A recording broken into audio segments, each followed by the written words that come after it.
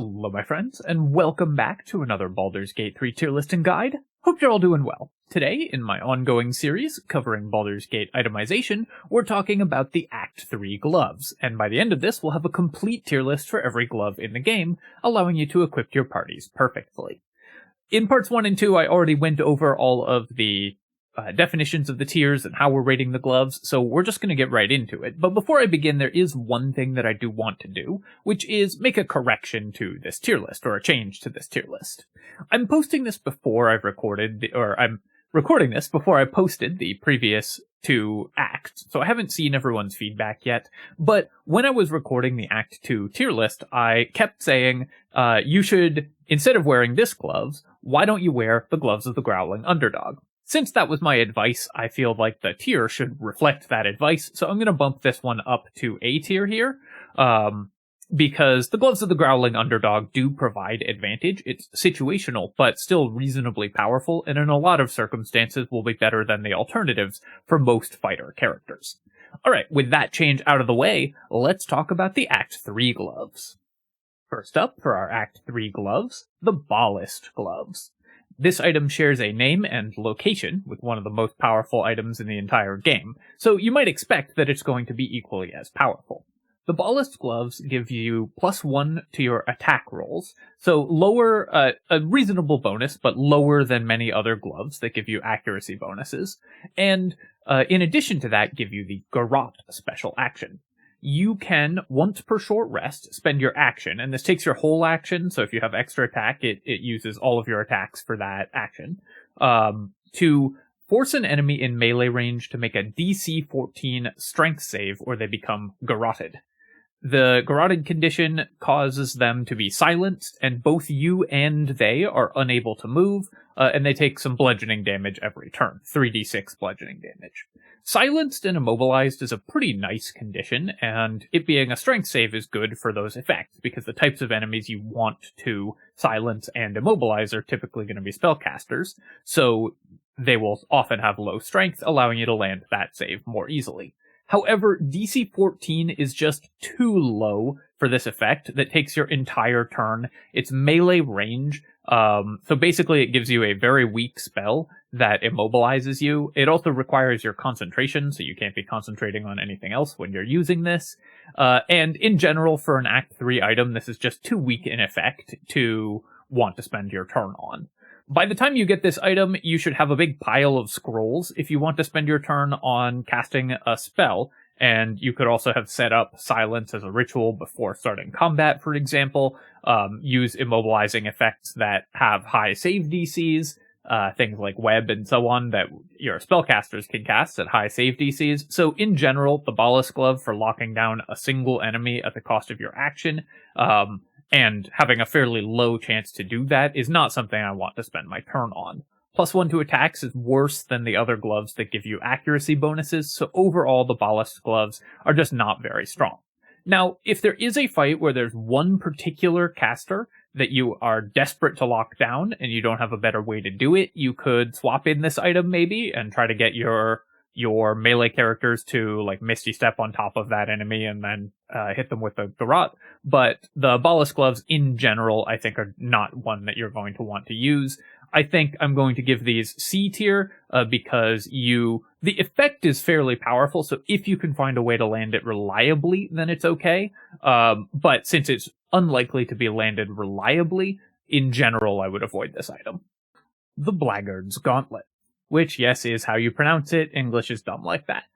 The Blackguard's Gauntlets give you +1 to your attack rolls, just like the Bhaalist Gloves, and +1 to your strength saves. They're also medium armor, so they do require you to have medium armor proficiency, one of the few sets of gloves in the game that does, but these are basically intended for clerics or paladins. The Blackguard's Gauntlets give you +1 to your attack rolls and the ability to cast Inflict Wounds at level 4 once per long rest. Inflict Wounds at level 4 does 6d10 necrotic damage in melee range.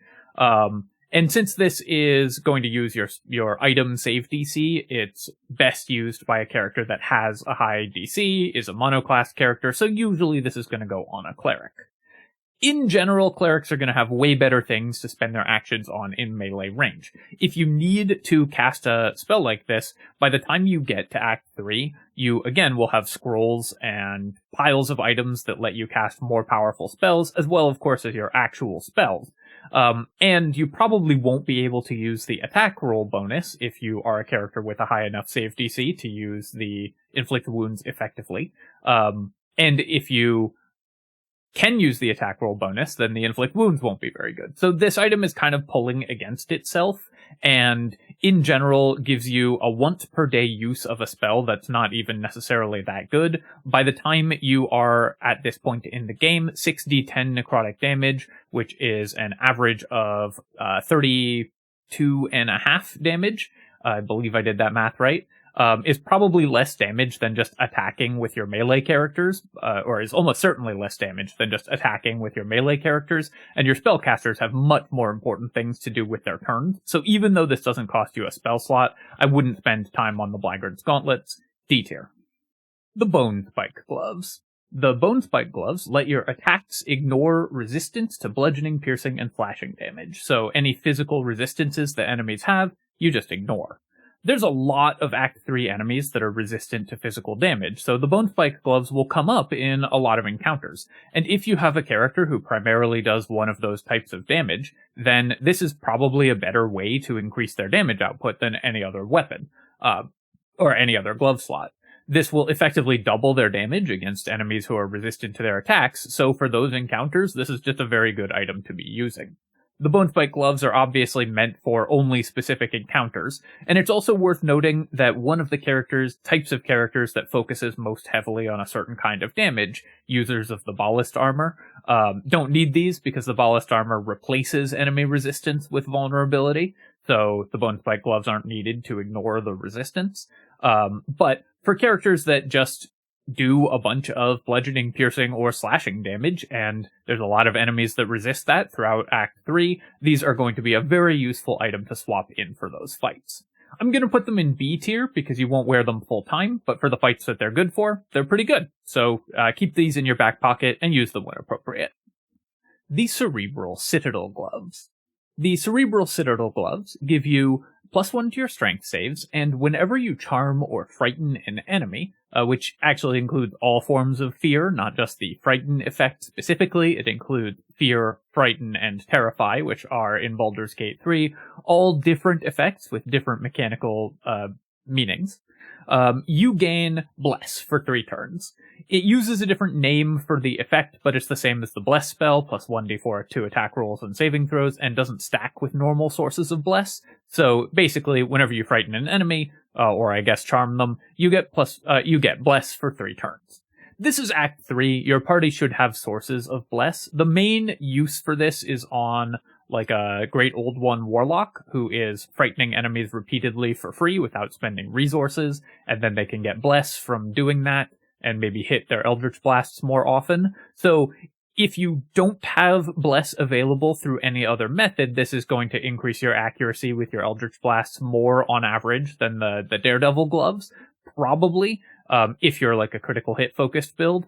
But in general, you're going to be better off just boosting your critical hit chance or increasing your damage output when you critical hit, rather than messing around with gaining Bless. Because the whole point of that build is that you hit anytime you roll a 12 or higher, because it's always a crit, so you don't need the accuracy bonus at all. In general, this is a very situational effect that's not very powerful, and you should have much better sources of Bless by Act 3, D tier for the Cerebral Citadel Gloves. The Craterflesh Gloves. Okay, so first off, let me say, great name. These gloves sound incredibly metal. The Craterflesh Gloves give you +1d6 force damage whenever you critically hit. Because this is an extra die added to a critical hit, it's actually 2d6 of force damage, because it adds the d6 and then doubles it because it's a critical hit. So basically you get 2d6 of extra force damage whenever you critically hit. On average, for most characters, this is going to be less damage than one of the sets of gloves that just gives you an extra d4 on all of your attacks, or 2d4 on a crit, because sometimes you won't crit. But for characters that are spec'd heavily into critical hits, the Craterflesh Gloves are going to be more damage. There's also another key difference between the Craterflesh Gloves and the other weapons, or gloves that increase your damage on attacks, which is that the Craterflesh Gloves work on spell attacks. So for a Great Old One Warlock, who's spec'd heavily into critically hitting to proc their fear, the Craterflesh Gloves are going to work on every instance of Eldritch Blast. You're going to get a lot of crits and thus a lot of bonus damage. You wouldn't be able to use like the Dark Justiciar Gauntlets because those only work on weapon attacks. For those characters, the Craterflesh Gloves are quite good, and so I'm going to put them in A tier. They're basically designed for one specific build, and there's definitely some alternative options that build might want more, but they're a very good option for critical hit-based warlocks. It's also worth noting for the Craterflesh Gloves that these are one of the buggiest items in the game on lower difficulty settings. The extra d6 damage counts as a damage rider source, but so does the critical hit damage, so you get 2 damage rider sources whenever this procs, meaning that any effects you have that add damage on all of your attacks trigger twice more whenever this critically hits. So if you crit something with like Tavern Brawler, you get 3 instances of Tavern Brawler with the Craterflesh Gloves. This is how people are this is one of the key items for people stacking their damage up into the like tens or hundreds of thousands with those damage rider bugs on lower difficulty settings. On honor mode, they're fine though. The Dark Displacement Gloves. The Dark Displacement Gloves give you +1 to your sleight of hand rolls, which mostly doesn't matter at this point in the game. You should be pretty good at passing skill checks. And whenever you throw a weapon, you get +1 to your attacks with thrown objects. And whenever you throw a weapon and hit an enemy with it, they have to make a dex saving throw against your item save DC, or you swap positions with them. The tooltip says you may swap positions with them, but it's not a may. You do swap positions with them if they fail to save. So before you throw something at an enemy while you have these gloves equipped, you better be sure that you want to swap positions with them. This is a really, really cool effect, and it enables all kinds of wacky and wild strategies. But for a dedicated thrower is actually pretty dangerous, because if you throw a weapon at someone who's in a bad position and end up there, it can be really hard to control where your character is in a fight, which can be incredibly dangerous. Sometimes you don't want to bring an enemy close to you. So for a dedicated thrower, the Dark Displacement Gloves are actually quite risky to use.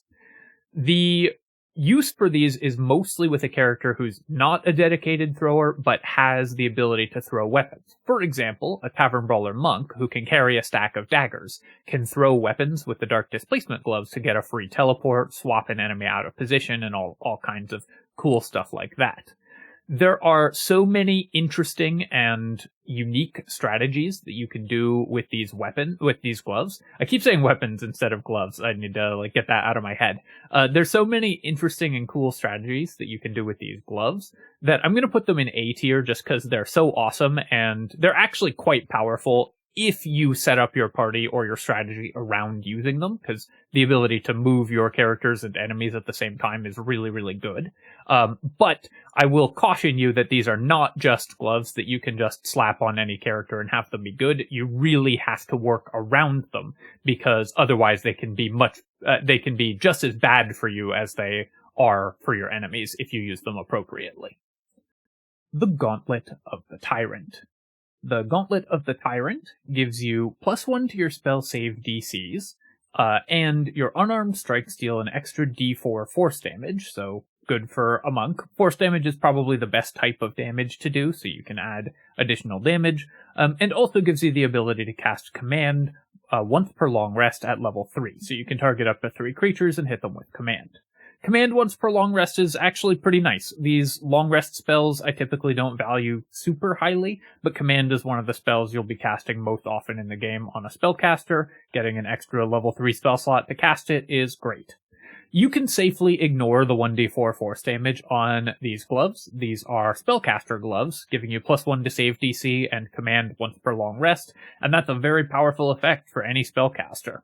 By this point in the game, you will probably have high enough save DCs that you don't need the +1, depending on exactly what gear that you've found. But any character that is casting spells on enemies can always use increases to their save DCs, and in addition to that, you just get a powerful one-use spell, which is pretty nice. +1 to save DCs, great effect, equipped by a lot of spellcasters, so Gauntlet of the Tyrant is going right into S tier. They're probably the best spellcaster gloves in the endgame if you're just trying to land controlling effects. The Gauntlets of Hill Giant Strength. These set your strength to 23, so 2 more than the Elixir of Hill Giant Strength, but 4 less than the Elixir of Cloud Giant Strength. It's also notably 1 less than you can achieve if you're actually taking points in strength and using the potion and the mirror to increase your strength. So a character who gets their strength from actual stat points can rival or even exceed replacing having to take points in strength with the Gauntlets of Hill Giant Strength.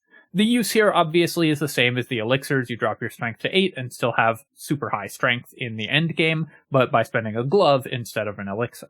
The basic question then is it worth giving up 4 strength compared to the Cloud Giant elixirs to be able to use a different elixir, but not use a different set of gloves? The answer is no. 27 strength is way, way better than 23 strength. The Bloodlust elixir, of course, is very powerful for characters that want high strength. The Vigilance elixir could be a great alternative, but the Cloud Giant elixir is just going to be better for almost any character that wants this effect. So if you are an elixir user, the Gauntlets of Hill Giant Strength will usually just be superseded by actually just taking a Cloud Giant elixir regardless. If you really, really want to maximize your number of attacks per round, you can use the Bloodlust elixir and swap these in for the Cloud Giant elixir to gain more attacks. It's a little better on Tactician or below, where the Bloodlust elixir gets you more attacks than that. They also, of course, give you carry weight and jump distance on any character, which can be really useful just for, ease of play and quality of life. If you're a non-elixir run, though, the Gauntlets of Hill Giant Strength are obviously incredibly powerful.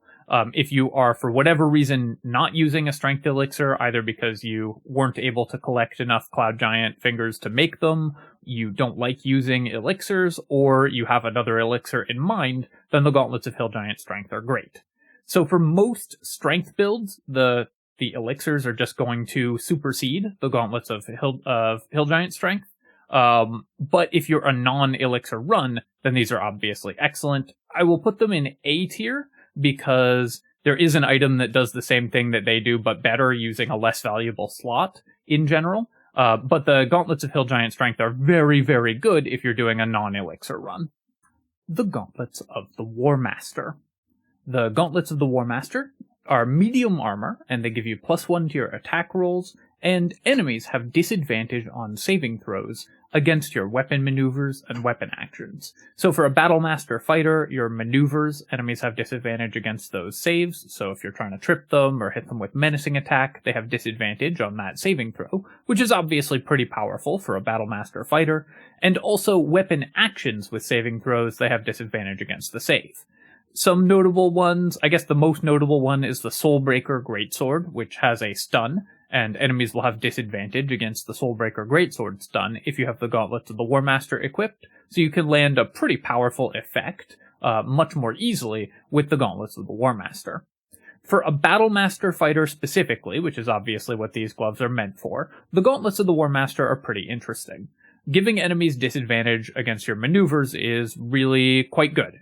Tripping, fearing, doing whatever to enemies is obviously very powerful, and Battlemaster maneuvers are great. But by the time you get to this point in the game, a lot of the time enemies will just die because your attacks will do so much damage, so your maneuvers will actually mostly read added extra damage to your attack, not so much the actual effects of the maneuvers. For specifically a character using the Soulbreaker Greatsword, or other weapons with really powerful weapon actions, the Gauntlets of the Warmaster can be pretty good. So if you're a Battlemaster fighter who uses a lot of maneuvers, and you have a weapon equipped that has a powerful weapon action, the Gauntlets of the Warmaster are pretty nice. Most Battlemaster fighters, I think, are going to be better off with a more generically powerful option, like an item that increases your damage, like the Dark Justiciar or Flawed Helldusk Gloves, or the Gloves of the Automaton to give you advantage and hit more often, or of course just the Gloves of Dexterity, which every fighter is always interested in wearing. But for some characters who have a lot of weapon actions and maneuvers, the Gauntlets of the Warmaster can be an interesting choice. I'm going to put them in B tier because I think they only work for one character, a Battlemaster fighter with weapon actions, and even for that character, there's often better options. But the Gauntlets of the Warmaster are definitely an item to keep an eye on because there are some characters that are interested in using this, and you can build a strategy around it and have it be pretty effective and pretty fun. The Gemini Gloves. The Gemini Gloves, once per short rest, let your cantrips target an additional creature.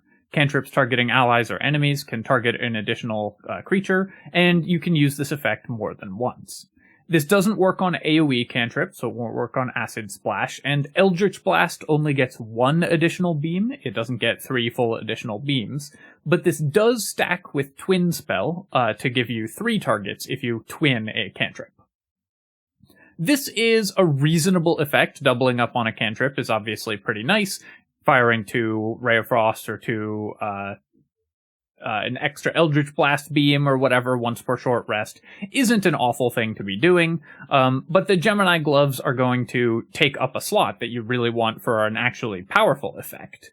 Maybe you could swap these in and out, or if you have a specific cantrip-based build, like you're doing a Ray of Frost build specifically around using Wet and doubling up on it and twinning it and stuff, the Gemini Gloves could be pretty cool for that. But for the most part, spellcasters are just going to have gloves that actually improve their good turns, as well as the turns where they're just settling for casting a cantrip, and you would rather have those equipped than the Gemini Gloves. Cool effect, mostly not worth the effort unless you're specifically building around maximizing cantrips. So I'm going to give them C tier because you can build around this item. It's not a super powerful strategy, but it's one that you can do. The Gloves of Soul Catching. The Gloves of Soul Catching are the only legendary gloves in the game, so hopefully they stand up to the hype. They give you +2 to your Constitution, which is awesome for a slot that normally doesn't boost your stats like that. And your unarmed strikes do +1d10 force damage. Also, once per turn when you hit with an unarmed strike, you regain 10 hit points, you heal for 10, or you can choose not to heal for 10 and get advantage on all of your attack rolls and saving throws until the end of your next turn. So basically, this is almost permanent advantage, or healing if you need it, but usually almost permanent advantage. 1d10 extra damage on every single attack, which is, of course, a ridiculous amount of damage to add, and it's the best damage type, force damage, and +2 Constitution. For a monk, +2 Constitution is especially valuable, because sometimes they can struggle getting enough hit points if you aren't stacking like all of your stat items on your monk, because of their multi-attribute dependency. The Gloves of Soul Catching are exactly what they're supposed to be. They're the end game equipment for monks, and every unarmed striking monk in the game is going to end up wearing them by the end of the game. Gloves of Soul Catching, of course, S tier. The numbers on this item are just so ridiculously high that they outclass everything else available. The Helldusk Gloves. The Helldusk Gloves give you 1d6 fire damage on your weapon attacks, or 1d6 necrotic damage and the potential to cause bleeding on your unarmed strikes. So they're the same as the flawed Helldusk Gloves, but d6 instead of a d4, and the save DC on the bleeding effect is 15 instead of 13. They also give you +1 to your spell save DCs and +1 to your attack rolls. The tooltip says spell attacks, but it's actually all attack rolls, not just spell attacks, so it works for any character, including physical damage dealers. Also, once per short rest, you can cast a souped-up Scorching Ray. Basically, it's the same spell that the Cambions have. It's a slightly higher damage Scorching Ray. And for the most part, for spellcasters, this is an okay addition to your character. If you don't want to spend a spell slot that turn, this is a reasonable alternative. For martial characters, you can ignore the bonus Scorching Ray. The main challenge here is that there's only one of these gloves, and they give you +1 to your save DCs, which obviously are awesome for spellcasters, and +1 to attacks and 1d6 extra damage, which obviously are awesome for martial characters.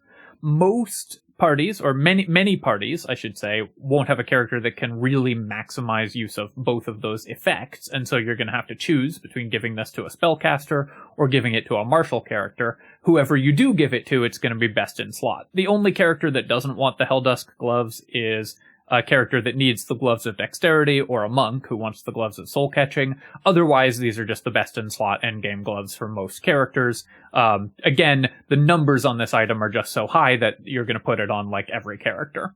S tier for the Helldusk Gloves. The Knuckle Gloves. These give you +1 to your sleight of hand, which is duplicated by a bunch of other effects, and the ability to cast Knock once per long rest. Obviously, the use here is to swap it in if you need to cast Knock and not have to spend a spell slot on Knock. By Act 3, most parties will have easy ways to open locks. You should have a sleight of hand character, but for a party that doesn't, this can save you a scroll or a spell slot on the Knuckle Gloves if you remember to carry them around and use them. For those parties, C tier, you're basically just saving a scroll whenever you remember to activate this item. The Legacy of the Masters. This gives you +2 to attack and damage with weapons, and +1 to your strength saving throws. It's a medium armor gauntlets. Yeah, obviously +2 to attack and damage with weapons is great. Any character that can make weapon attacks is gonna really enjoy these gloves.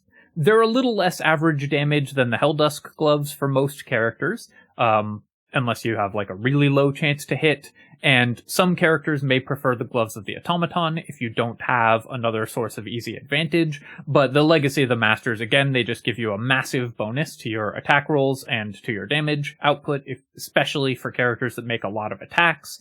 They work on melee and ranged attacks, so the Legacy of the Masters are just an insanely powerful item. Again, this is one of the gloves where the numbers are just so high that this item is going to go in most parties, or you'll at least have to choose between this and the other items with really high numbers. The Helldusk Gloves probably replace these if you don't have characters that use both, but you get the Legacy of the Masters a little bit earlier than the Helldusk Gloves in most playthroughs. So yeah, S tier for the Legacy of the Masters. Great stats on these gloves. Nothing more to say.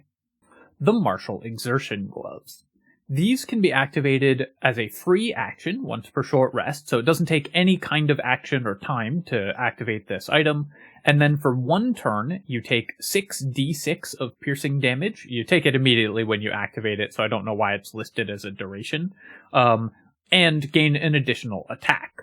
On Honor mode, it's only 1 extra attack no matter how many actions you have. I haven't recently tested it on Tactician or lower, so I don't know if it's 1 extra attack per action or just 1 attack total.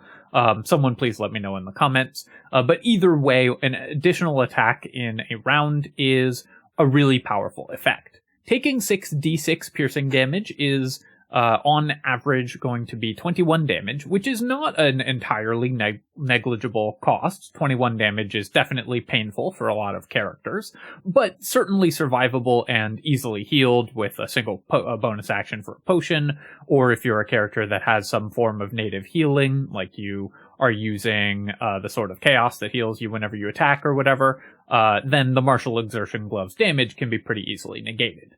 It's also dealt to you as damage, so damage resistances reduce it, but for the most part you can pretty much ignore the damage, and basically you're spending your glove slot for an extra attack once per short rest. For a lot of characters, an extra attack is better than most passive bonuses. An extra, like, d4 on every attack will probably be outcompeted by an extra attack in a single turn, especially if you're a character with low numbers but high damage, low numbers of attacks but high damage attacks, like, for example, a great weapon fighter.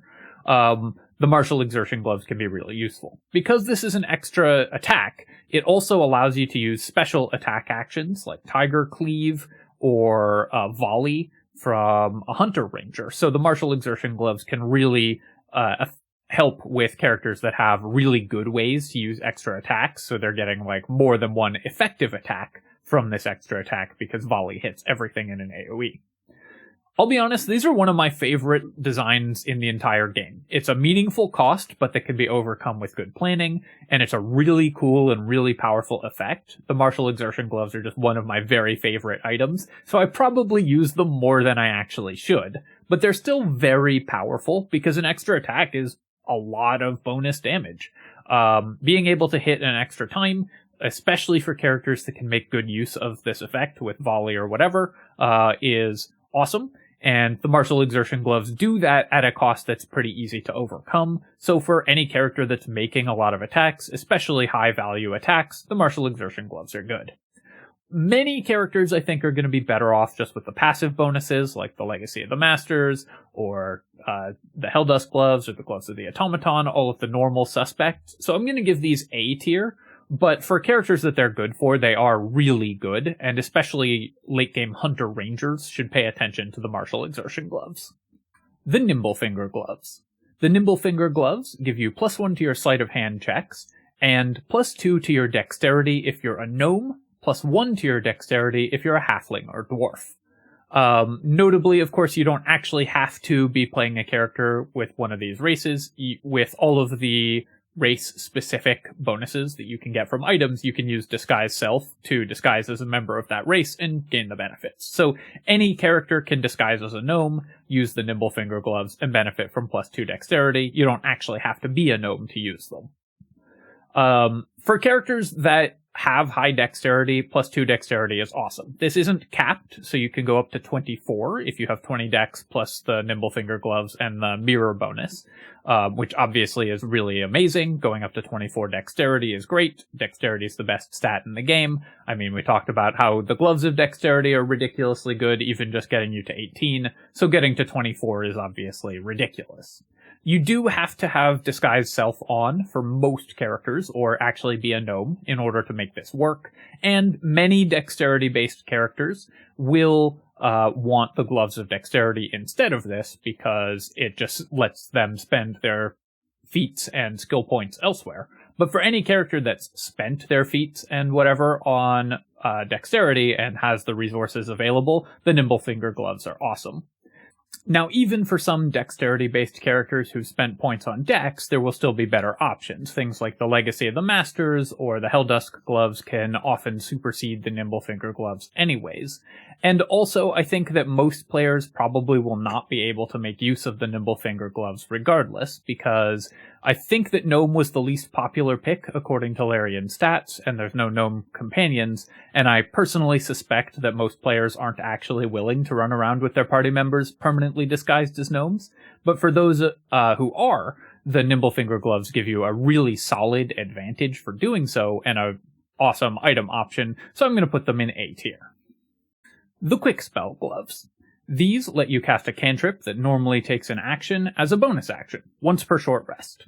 The Quickspell Gloves basically are worse for offensive spells than the Gemini Gloves. For offensive cantrips, you'd rather just get the extra cast without having to spend your bonus action, than have to spend your action and bonus action casting it twice. However, the Quickspell Gloves do work on non-targeted cantrips, like Blade Ward and True Strike, and both of those spells are more interesting when you can cast them as a bonus action. The most interesting use case for the Quickspell Gloves, I think, is an Abjuration Wizard who wants to cast Blade Ward pretty frequently. Like, you can precast Blade Ward, and then in a subsequent turn of combat, you can bonus action cast Blade Ward while also casting Glyph of Warding to recharge your Arcane Ward, so you can keep your Blade Ward up for longer. But Blade Ward is pretty easy to just get from other sources, or just spend your turn on it. If you're an Abjuration Wizard, that's totally fine. So the Quickspell Gloves, I think, are only if you're an Abjuration Wizard whose fights are regularly going to 4+ turns, so you need the bonus action cast of Blade Ward, and you don't have a character who can cast it just with the Blade Ward on healing items and so on. I'm going to put them in C tier because I think they do technically have a use case, but for the most part you can ignore the Quickspell Gloves. The Seraphic Pugilist Gloves. These let you cast Guiding Bolt as a 4th level spell once per long rest, and your unarmed attacks do an extra 1d4 radiant damage. The Guiding Bolt we can pretty safely ignore, it's just not that useful in effect. Maybe you could swap it in as a level 4 Guiding Bolt just to do a little bit of extra damage if you're really low on resources, but for the most part you can safely ignore that. So these are just monk gloves that do radiant damage instead of fire damage or force damage or whatever. Obviously these are superseded by the Gloves of Soul Catching in terms of damage output, and they're not a huge upgrade over like the Gloves of Cinder and Sizzle or the flawed Helldusk Gloves. For most characters, radiant damage is a little better than fire or necrotic, but not hugely. The big thing is if you're a monk who's a Radiating Orb build. So for an open hand monk, you can do multiple instances of Radiating Orb if you have these equipped, if you set your damage to radiant damage, and if you have the Callous Glow ring equipped, you can have 3 instances of radiant damage per attack and stack Radiating Orb up pretty quickly. That's a pretty niche build because most monk builds will just kill enemies and don't really need to stack Radiating Orb on them, but it is a real build, so I'm going to give these B tier because there is a build that can use these, and it's a pretty powerful thing to do if you're just hitting enemies and stacking Radiating Orb on them. Obviously, that's good. The Servitor of the Black Hand Gloves. These give you Fear once per long rest as a 3rd level spell, and your unarmed strikes do an extra 1d4 force damage. These are also, like the Seraphic Pugilist Gloves, part of these monk weapon sets that give you 1 spell that you can pretty safely ignore because you're a monk, so your spells are not very good, and then a 1d4 additional damage. Force damage is the best type of additional damage to do, generically speaking, unless you have specific synergy with another damage type. So if you're using the flawed Helldusk Gloves or the Gloves of Cinder and Sizzle still, by the time you get the Servitor of the Black Hand Gloves, you will upgrade to these until, of course, you get the Helldusk Gloves or the Gloves of Soul Catching. Since that is, there is a period of time in between those 2 gloves usually, I'm going to give these A tier just because upgrading your damage type is a minor upgrade for most characters, so many characters will end up using the Servitor of the Black Hand Gloves just to punch things with, unless they have a specific need for one of the other damage types that the other gloves use. Overall, these are the best of the 1d4 damage gloves for most characters, but some characters will want a different damage type. The Snow-Dusted Monastery Gloves. Yep, these are the same gloves, except that the spell you cast is Ice Knife, which is the worst of the bonus spells, and the damage type you deal is 1d4 cold on your unarmed strikes. Cold also has a bunch of synergy, so with the Snowburst ring, with Wet Effect, you can double the 1d4 cold damage. So for some characters who are particularly interested in doing cold damage, the Snow-Dusted Monastery Gloves might be an interesting alternative to the Servitor of the Black Hand or Seraphic Pugilist Gloves. All of these get overwhelmed by the endgame gloves unless you're really, really building around them, but again, B tier because you might have a need for the specific damage type. The Spellmight Gloves.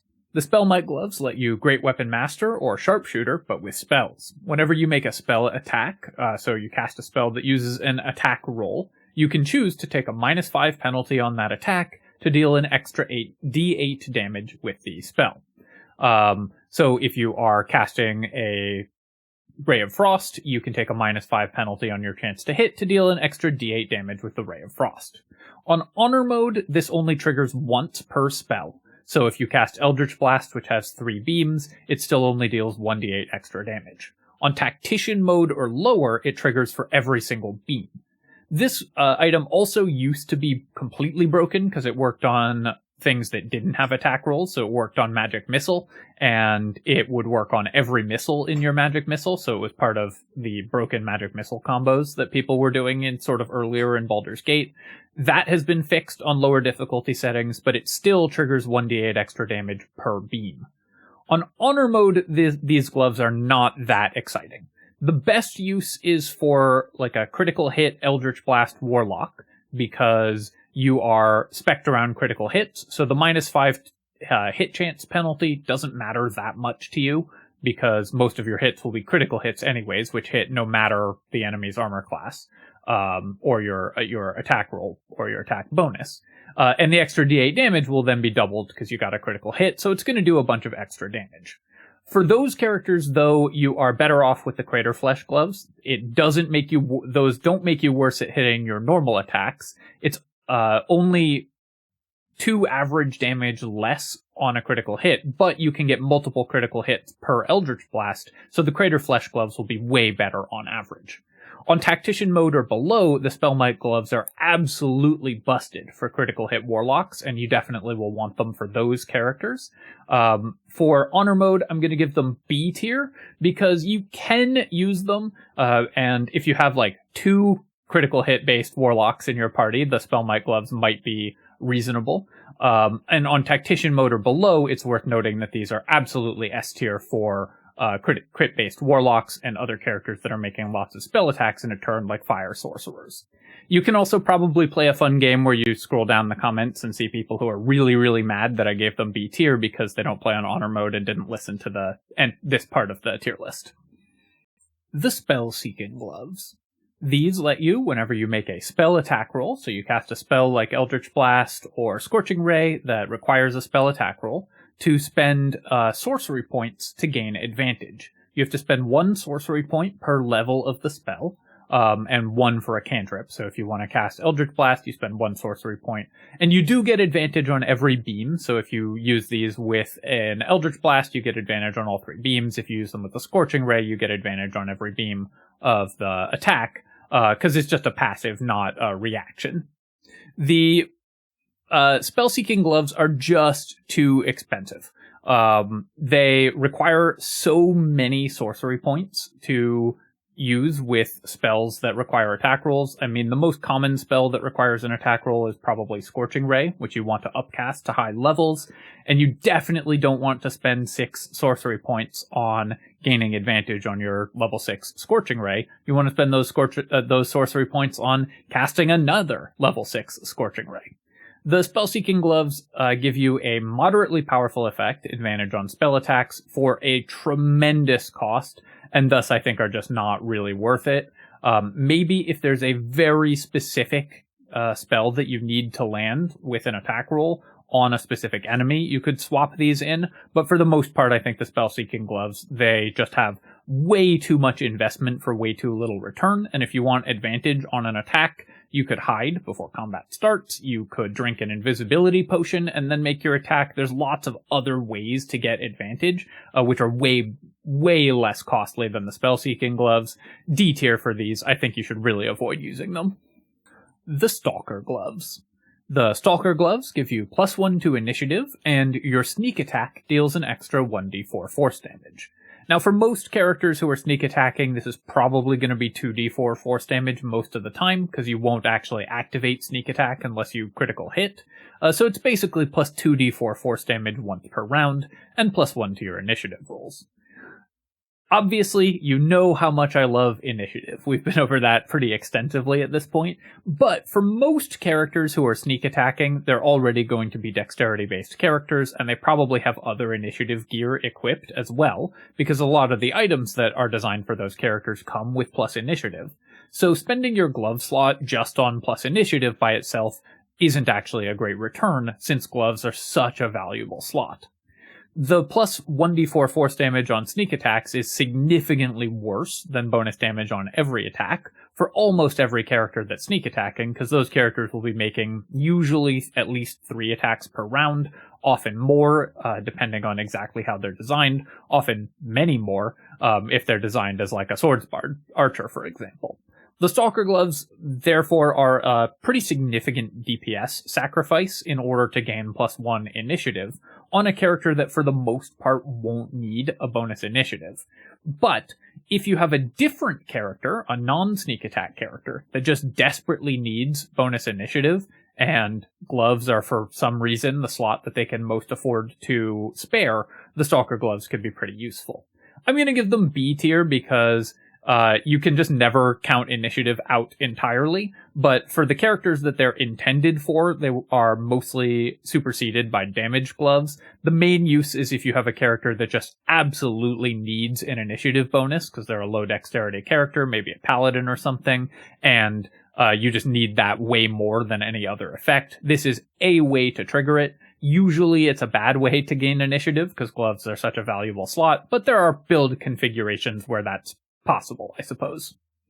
The Reviving Hands.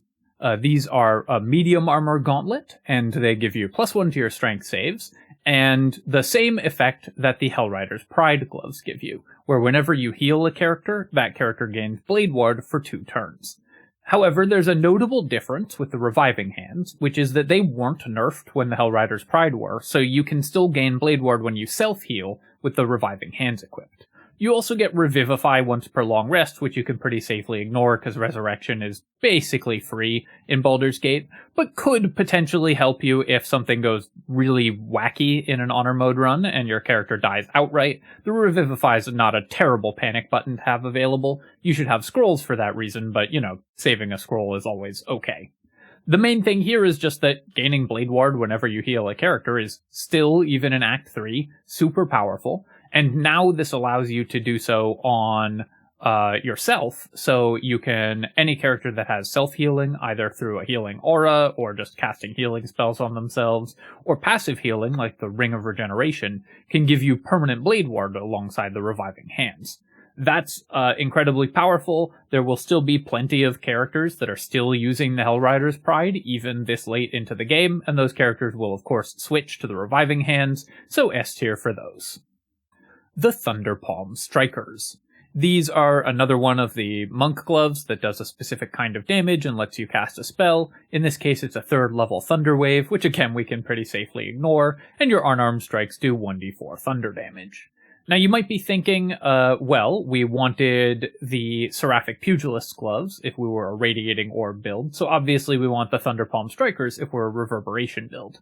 Unfortunately, the item that gives you Reverberation when you deal thunder damage is the Gloves of Belligerent Skies, and so they compete for the same slot. So you can't actually use the Thunderpalm Strikers to trigger Reverberation, which is the effect that you would most want specifically thunder damage for.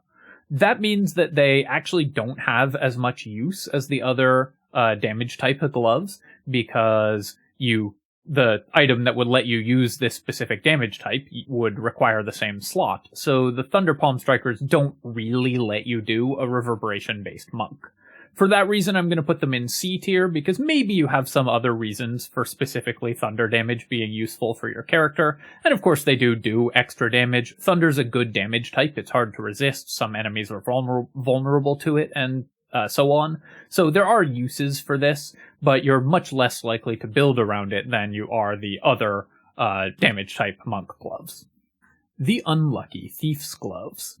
These give you +2 to your sleight of hand, and they're kind of a joke item. You get them in the same place you get the, Cloak of Permanent Wetness and stuff, because whenever you steal something, you also get a piece of charcoal added to your inventory, and after the 20th time you steal something, you get a bucket of coal instead, and also get set on fire for 1 round. So, kind of a funny and goofy item, but the actual effect of the item is not horrible at all. +2 sleight of hand is better than other gloves have available, so if you really need to be able to pick a lock, you can swap in the Unlucky Thief's Gloves, and it's the biggest bonus to your sleight of hand that you can get from a glove item. The charcoal is also that you get in your inventory is supposed to be sort of a jokey punishment. It's Santa leaving charcoal because you've been a very bad child. But the Unlucky Thief's Gloves actually give you the charcoal, and then you can sell it for an extra gold. So, who's laughing now? Because we get 1 extra gold every time we steal an item. The bucket of charcoal is also worth 1 gold, but, 1 extra gold whenever you steal an item. No, I'm not going to pretend that adds up to anything, but it is just funny. Mostly this is for the +2 sleight of hand, of course, and is going in B tier, because you'll swap it in for picking particularly difficult locks. The Unwanted Masterwork Gauntlets. I actually got the name wrong in this tier list when I typed up the item image here. They're the Unwanted Masterwork Gauntlets, not gloves. Sorry for the mistake. Unwanted Masterwork Gauntlets give you +1 to your attack rolls and +1 to your strength saves and are medium armor. +1 to your attack rolls is duplicated and way better by many other gloves at this point. +1 to your strength saves we can safely ignore. Maybe if you have somehow avoided picking up every set of gloves that boosts your to hit chance in some way, then the Unwanted Masterwork Gauntlets could come into play, but the likelihood of that seems extremely low, so unless you're having a very weird playthrough, these will never see play. D tier. And finally, the Winkling Gloves. These give you +1 to your sleight of hand and +1 to your attack rolls, and it's exactly the same as the Unwanted Masterwork Gloves. +1 to your sleight of hand, maybe you swap it in but you have other options for that already by this point and have for the entire game. And +1 to your attack rolls. There are other gloves that just duplicate that effect, but way better. So the Winkling Gloves will almost never see play. Similar to the Unwanted Masterwork Gloves, these are D-tier gloves. Alright, my friends, that is every single glove in the game, all the gloves in Act 3 and all the gloves in the game rated. Let me zoom out so that we can see all of them at once. You can take a screenshot or whatever if you want to. So, by the end of Act 3, the gloves that will still be being used most likely are the Gloves of Dexterity, which stay super relevant all game for characters that want them. The Gloves of the Automaton, it's very possible that those will come up. Luminous Gloves for Radiating Orb builds. Spellcasters will be using either the Gauntlet of the Tyrant or the Helldusk Gloves, and weapon users will be using either the Helldusk Gloves or the Legacy of the Masters. Monks will want the Gloves of Soul Catching, and characters who are doing a lot of healing or have a lot of self-healing will have the Reviving Hand. Some characters may want some of the gloves in the lower tiers, like the Martial Exertion Gloves are particularly useful for some characters. In a non-elixir run, the Gauntlets of Hill Giant Strength are obviously going to come into play, and for specific builds, like a Thief Rogue may still be using the Gloves of the Balanced Hand, or the Craterflesh Gloves may still be equipped on your critical hit-based Warlock, but for the most part, those are the gloves that you're going to be choosing from in the end of the game. As always, my friends, I hope that you have enjoyed this look at every glove in Baldur's Gate 3. Obviously, this was an incredibly long and detailed tier list, so thank you for coming with me through this long journey. I appreciate you sticking with it. If you think there's something I missed about any of these items, then definitely don't hesitate to let me know. I've already made one correction, and if there are things that you think I should change, or that I missed about specific items, things that make specific items more valuable for whatever reason, or things that I just got plain wrong, then definitely do let me know in the comments. I'm very open to moving things around based on feedback if you have a good enough argument. As always, my friends, I hope that you enjoyed the video, and of course if you did, feel free to hit like and leave a comment. Any comment doesn't matter. I do read them all, so I appreciate anything that you have to say. Always interested in seeing your thoughts. And of course you can subscribe to my channel for more Baldur's Gate 3 tier lists and guides, and other strategy game analysis. Cheers, my friends. I'll catch you next time.